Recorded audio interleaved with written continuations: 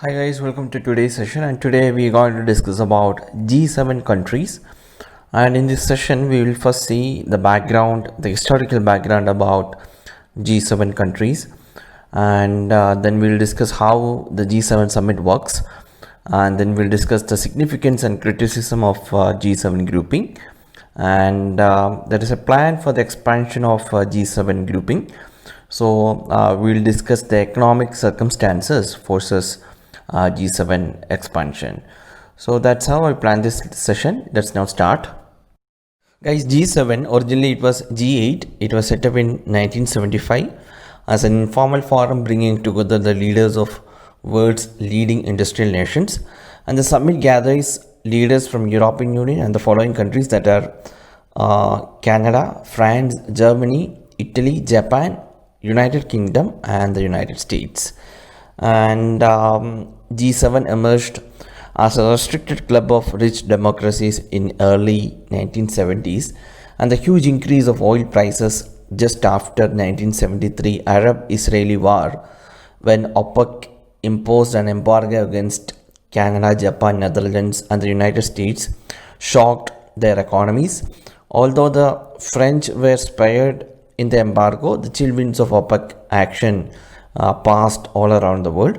So the French president invited the finance ministers of 5 most developed members of the Organization for Economic Cooperation and Development, that are the United States, Germany, Japan, Italy, and the United Kingdom, for an informal discussion on global issues.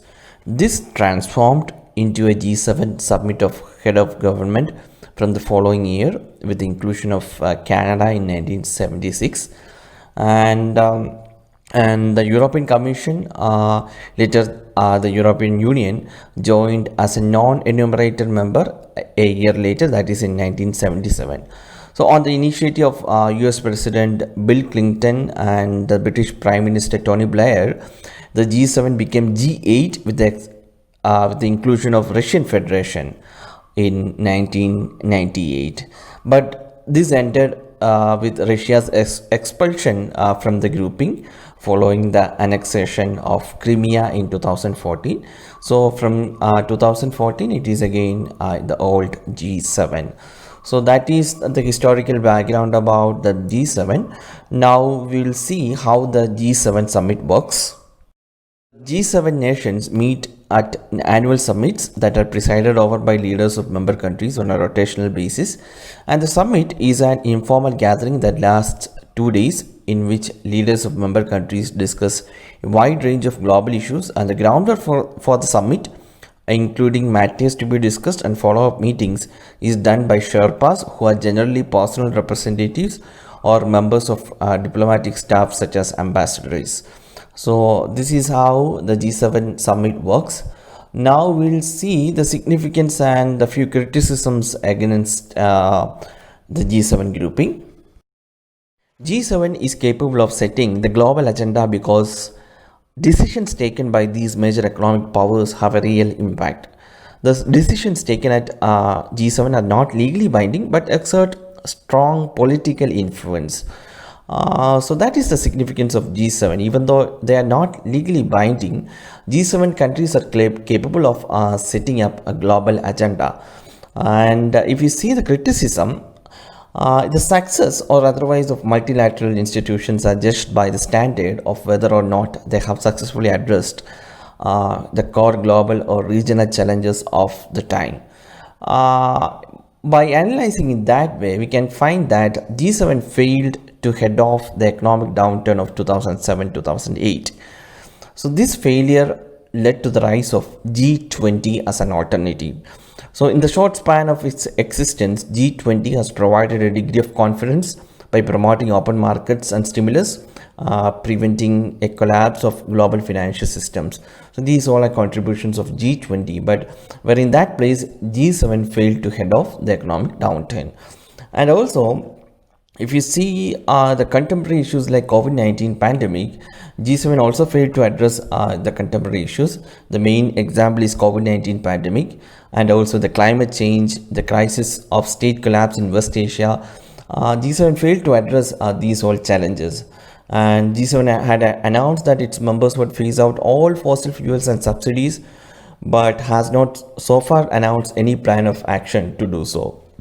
And their coal-fired plants emit twice more than carbon dioxide than those of entire African continent. So that is the depth of pollution generating by the G7 countries.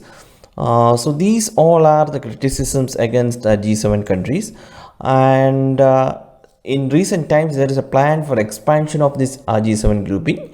We'll now discuss what are the economic circumstances that forces G7 expansion.